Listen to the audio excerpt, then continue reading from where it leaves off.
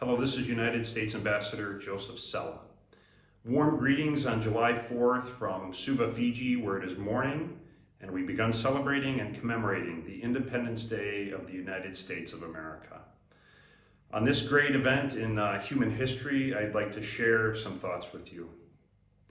Unfortunately, due to this silent, deadly, and very costly pandemic, we will be postponing our annual Independence Day, otherwise known as J4 celebrations in Fiji and Tonga. However, preparations are underway and invitations will soon be sent for these events to be held later in the year. 75 years ago, World War II had ended in Europe and was nearing its conclusion in the Pacific. Thankfully, peace, stability, security, and freedom have reigned with our allies and partners. We rejoice for this, we treasure this, and we will forever remain vigilant in preserving, protecting, and defending this peace in the Indo-Pacific. Since our birth as a nation, the United States of America has been and will forever remain a beacon and a witness for liberty. The American War for Independence by the 13 colonies began with the battles of Lexington and Concord on April 19, 1775 in Massachusetts, with the first shots fired just after dawn in Lexington, known as the shot heard round the world. Soon thereafter, the War for Independence was in full swing. Over a year later, on June 11, 1776, the Continental Congress appointed Thomas Jefferson of Virginia, John Adams of Massachusetts, Benjamin Franklin of Pennsylvania, Roger Sherman of Connecticut, and Robert Livingston of New York to draft a document, quote, declaring the causes which impel the American colonies to the separation, unquote, from the Kingdom of England. The then 33-year-old Thomas Jefferson composed the initial draft, completing in just 17 days. The committee submitted its draft to the Congress on June 28th. After some 86 edits later, on July 2nd, the Congress unanimously voted for independence. The actual document was dated July 4th, and then on July 8th, it was first publicly pronounced in Philadelphia, where Congress had convened, and was widely distributed and read to the public in villages and towns throughout the 13 colonies. The most revolutionary treatise in all of human history, our Declaration of Independence, certainly complemented by our Constitution, which came 11 years later, begins with this thunderous and stirring prose. When, in the course of human events, it becomes necessary for one people to dissolve the political bands which have connected them with another, and to assume among the powers of the earth the separate and equal station to which the laws of nature and of nature's God entitle them. A decent respect to the opinions of mankind requires they should declare the causes which impel them to the separation. We hold these truths to be self-evident, that all men are created equal, that all men are endowed by their Creator with certain unalienable rights, that among these are life, liberty, and the pursuit of happiness. These are timeless truths that resonate with freedom-loving people around the globe and are similarly manifested in the founding documents, mottos, and anthems of the nations I'm credited to: Fiji, Kiribati, Nauru, Tuvalu, and Tonga, and are held dear by their freedom-loving people.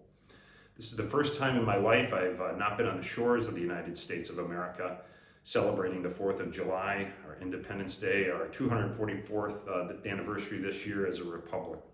And due to this pandemic, I'm presently apart from my beloved wife and dear 7 children, but know they will be celebrating this occasion with great vigor, patriotic hymns, and many fireworks. So at the moment, I cannot help but be reflective on a few things. First, the sense of profound gratitude for all those who have given their lives in defense of our country and those of our allies and partners.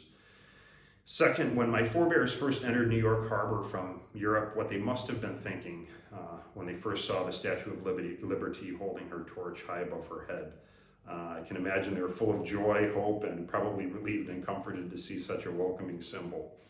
Third, I have nostalgic thoughts of the simple joys of childhood, swimming with friends to escape the heat of summer, barbecuing with my family, idyllic evening weather, listening to crickets and frogs, and watching fireworks and sparklers.